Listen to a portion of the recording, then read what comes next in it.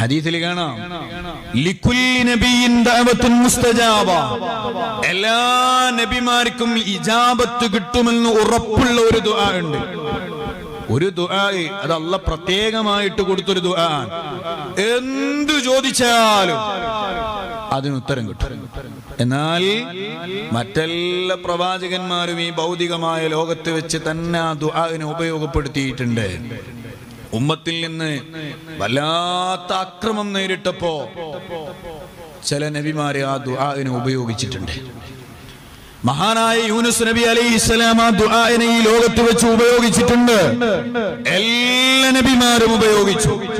എന്നാൽ ഹബീബായ സ്വല്ലല്ലാഹു അലൈഹി വസല്ലം തങ്ങൾ പറയാണ്, ഇഖ്തബഅതു ദഅവതി, ഞാൻ എൻ്റെ ദുആനെ സൂക്ഷിച്ചു വെച്ചിരിക്കുകയാണ്.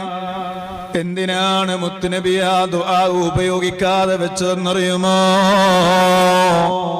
ശഫാഅത്തൽ ഉമ്മത്തി,